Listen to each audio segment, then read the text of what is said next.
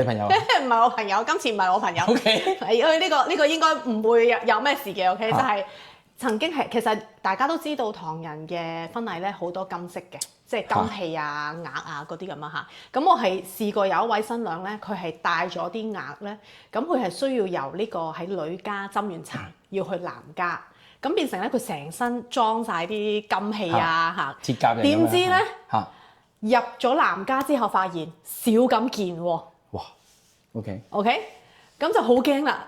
啲兄弟或者係啲姊妹就比較難啲咧，着晒禮服，四圍打攞咁樣揾唔見咗嗰件金器啦嚇。咁所以咧，即係都要提一提大家，即係真係要好小心。當你係會需要特別係有啲額啦嚇，因為而家啲額咧係如果係真金嘅話咧係比較軟熟啲嘅，咁所以佢扣得唔係咁實淨㗎。咁所以你係會我通常就會建議咧，你喺離開一個地方嘅時候咧，你一定要數清楚你身上面有幾多件。咁啊逐一數咧，咁變成跟你入門口嘅時候，你即時 check 住咯。咁你起碼你可以 narrow down 咧，究竟係乜嘢時間你唔見咗嗰件金器咯。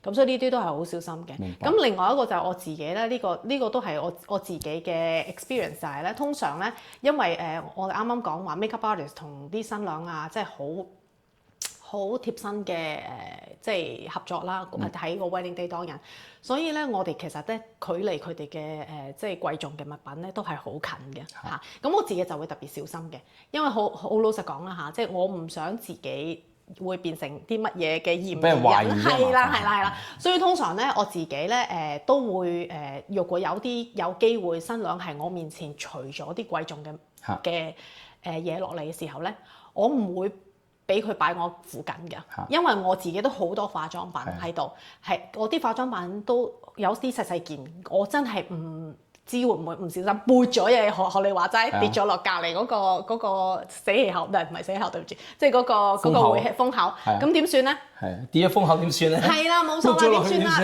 啦？都係你屋企啫，係咪啊？我唔可以咁同佢講啊嘛，係咪啊？咁所以通常咧，佢一除咗落嚟咧，我一定咧係會即刻將佢交俾我話你。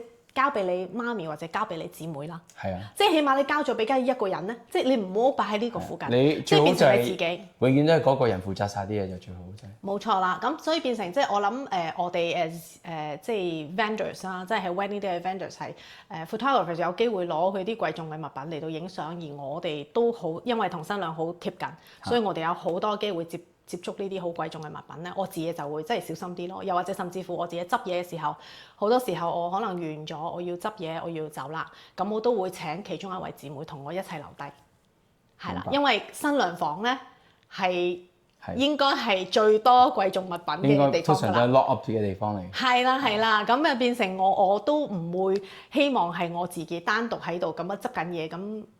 即係如果到時有啲乜嘢事唔見咗啲乜嘢咧，有啲咩誤會咯？冇錯啦，我覺得咁慶幸我喺廿幾年嘅呢個職業裏邊都完全係非常順利。慶幸廿幾年都冇任何呢啲問題，如果唔係都幾麻煩。